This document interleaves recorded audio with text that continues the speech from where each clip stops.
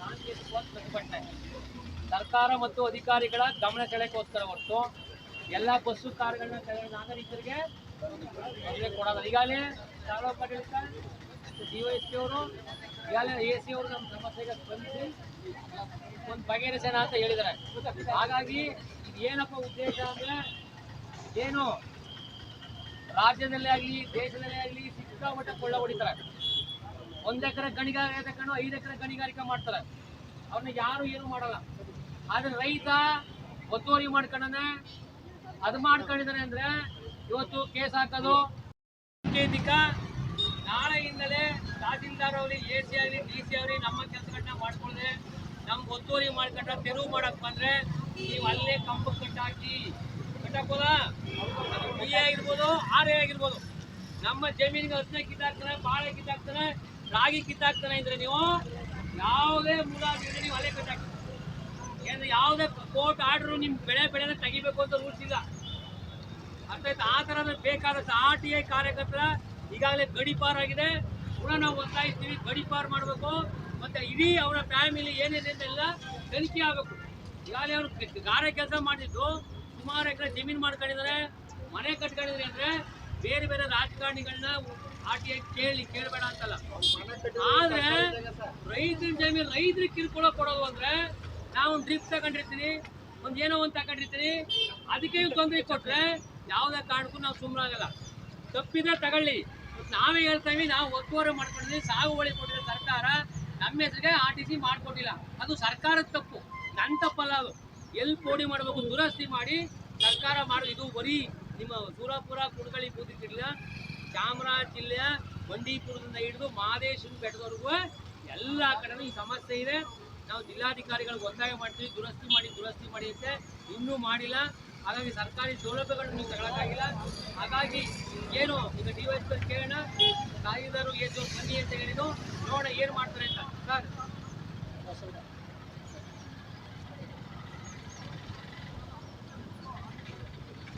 ಇನ್ಯಾರು ಮಾತಾಡೋದಿದ್ರೆ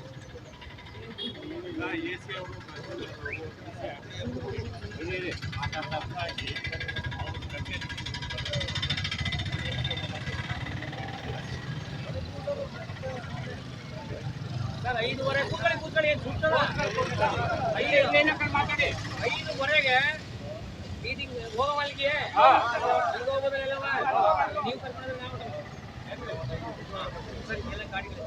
ನೀವು ಸಾಮೂಹಿಕ ನಾಯಕತ್ವದ ಕರ್ನಾಟಕ ರಾಜ್ಯ ರೈತ ಸಂಘಕ್ಕೆ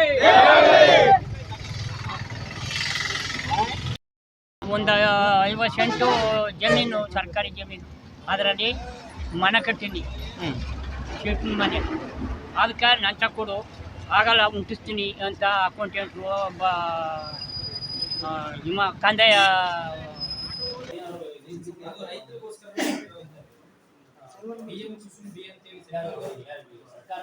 ಕೊಟ್ಟಿರೋದು ಈ ಭಾಗದಲ್ಲಿ ರೈತರಿಗೆ ಅನ್ಇಂಟರ್ಪ್ರಿಟೆಡ್ ಕರೆಂಟ್ ಕೊಡಬೇಕು ಅನ್ನೋ ಉದ್ದೇಶಕ್ಕೆ ಅಲ್ಲೊಂದು 30 ಎಕರೆ, ಈ ಭಾಗದಲ್ಲಿ ಒಂದು 50 ಎಕರೆ ಒಟ್ಟು 80 ಎಕರೆ ಪೂರ್ತಿ ಕೊಳ್ಳೇಗಾಲ ತಾಲೂಕಿಗೆ ಮಾತ್ರ ರಿಲೀಸ್ ಮಾಡ್ತಾರೆ. ಅದು ಬೇರೆ ಎಲ್ಲೂ ಹೋಗಲ್ಲ.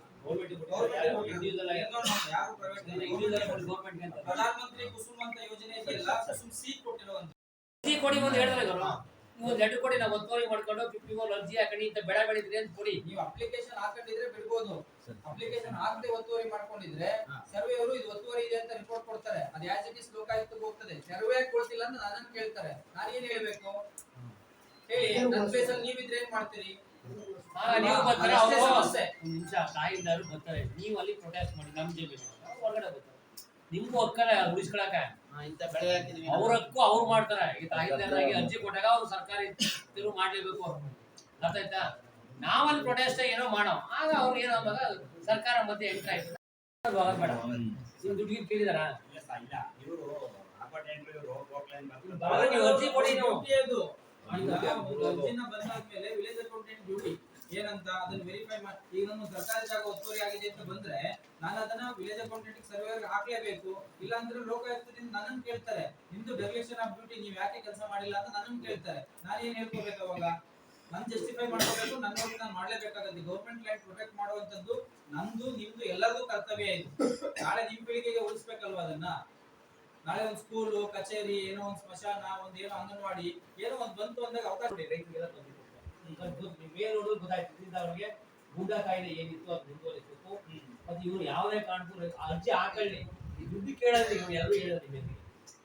ರೈತರು ದುಡ್ಡು ಕೇಳೋದು ಯಾರು ಹೇಳೋದು, ಈಗ ನಿಮ್ಮ ಮುಖಾಂತರ ಹೇಳಿದ್ರಲ್ಲ, ಇಷ್ಟೇ ಸಾಕಾಗಿದೆ ನಮಗೆ. ಆಮೇಲೆ ತಿನ್ನೋದಕ್ಕೆ ಎಷ್ಟು ಮಾಡ್ತಾರೆ ಏನ್ ಮಾಡ್ತಾರೆ ಮಾಡಿ ಇಂಡಿವಿಜುವಲ್ ಪರ್ಟಿಕ್ಯುಲರ್ ಆಗಿ ಬರ್ತಾರೆ. ಪರ್ಟಿಕ್ಯುಲರ್ ಕೊಟ್ಬಿಟ್ರೆ ಇಲ್ಲಿ ಇನ್ಸ್ಪೆಕ್ಟರ್ ಇದ್ದಾರೆ, ನಾನು ಕಳಿಸಿ ನೀವು ಬರ್ಕೊಡಬೇಕು ಬೇಗ ಈಗ. ಆಯ್ತಾ?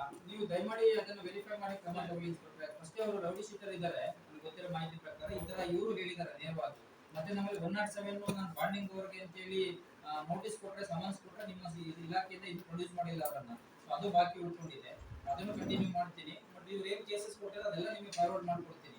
ದಯಮಾಡಿ ಅವ್ರ ಮೇಲೆ ಆಕ್ಷನ್ ತಗೊಳ್ಳಿ, ವೆರಿಫೈ ಮಾಡಿ. ನೈಜ ಅಂತ ಕಂಡ್ರೆ ಎಫ್ಐಆರ್ ಮಾಡಿ. ಇವರನ್ನ ಕರೆಸ್ಕೊಂಡು ಕಂಪ್ಲೇಂಟ್ ತಗೊಂಡು ನೀರೇ ಕೂತ್ಕೊಂಡು ಹೋರಾಟ ಆಗಿದೆ.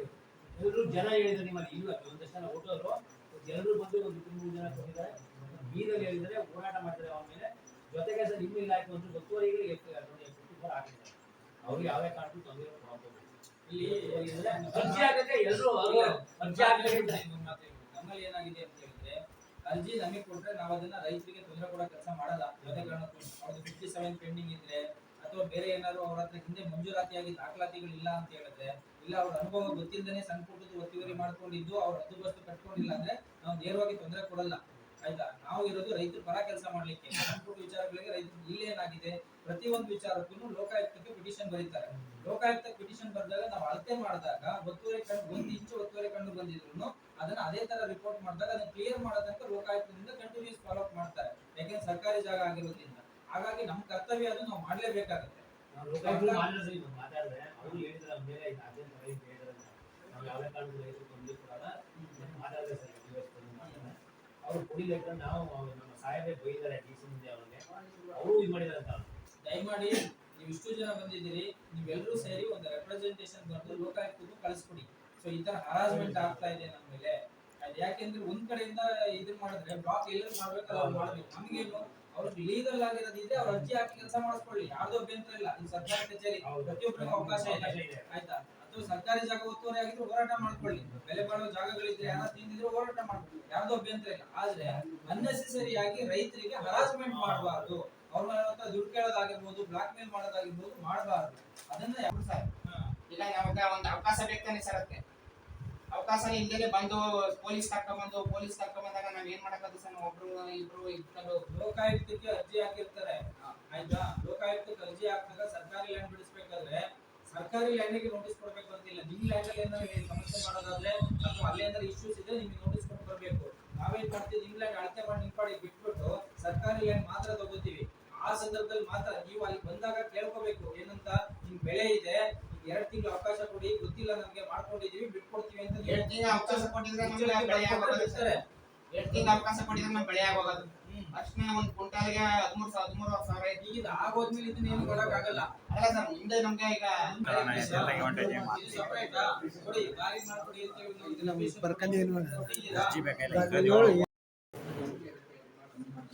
ಮತ್ತೆ ಲೋಕಾಯುಕ್ತ